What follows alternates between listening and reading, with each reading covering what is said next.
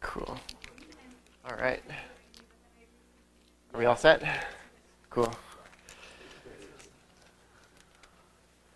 Okay, welcome to the next edition of Scalable Web Programming. As you all know, the first assignment is due today, now, and I'd just like to, take a little bit of time to, get some feedback from you on the assignment itself. There basically, now that it's in, hopefully, I wanted to talk a little bit about why I chose to do it the way I did, and so it was deliberately underspecified. It's not a problem set like a lot of other classes you might have, because I really wanted to see what people could sort of invent and create. And in fact, as far as the grade goes, the most important thing is actually going to be how you do the unit testing, not so much the creativity of the project. And I think I've mentioned that before.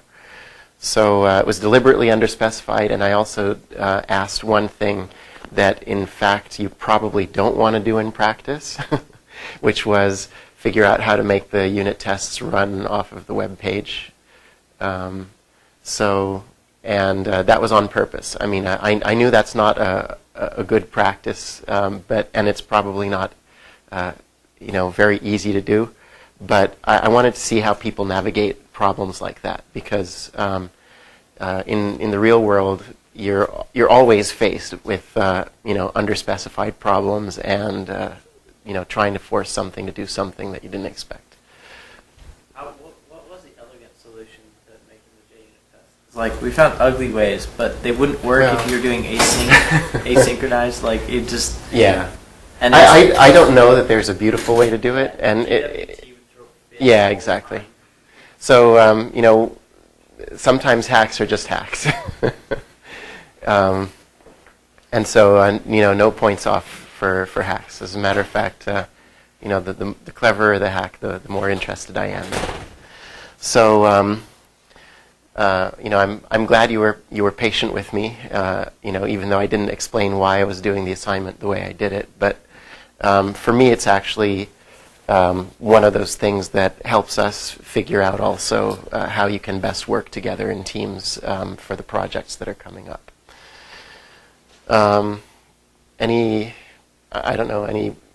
comments on stuff that was easy or hard? Or? Well, I ran into a lot of trouble with documentation for certain APIs just being out of date, or like having bugs in them, right? Like having to figure out what was wrong, and I don't know, it was a little annoying, but.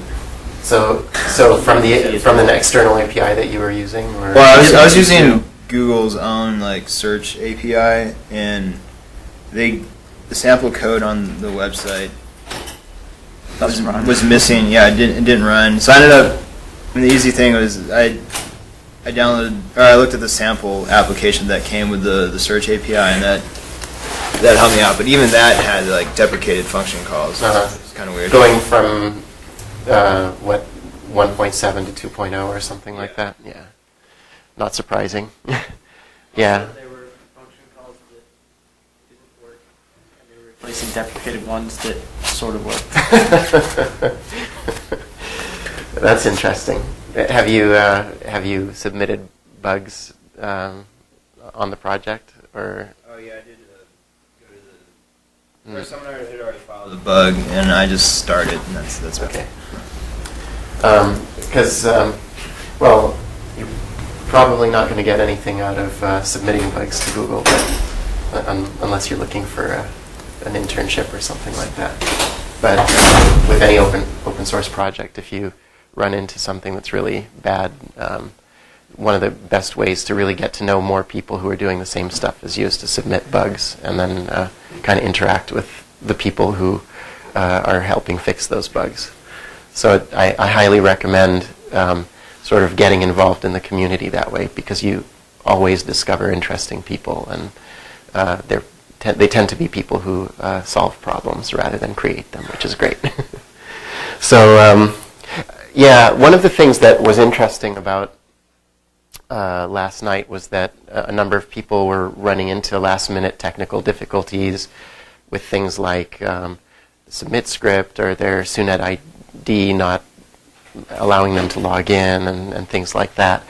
And I wanted this first assignment to be an individual assignment in order to get all of that stuff out of the way. I hope that now that we're going to be working in teams that all of those issues are dealt with by the either end of day today or by the end of this week. So if after the end of this week we still get questions about, my ID isn't working and I can't use OpenAFS or something like that, I won't be too happy.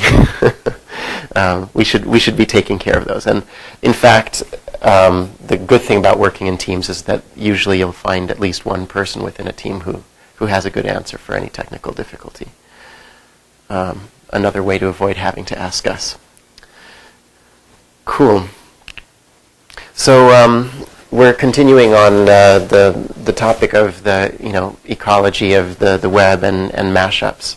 And for me, mashups are really interesting topic. It's not one that I have the most technical experience in, but I just wanted to sort of dive right in the lecture to some real examples and not spend a lot of time doing high-level discussion.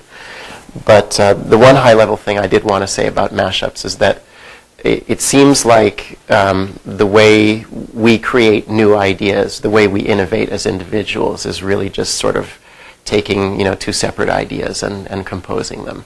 So the fact that our mental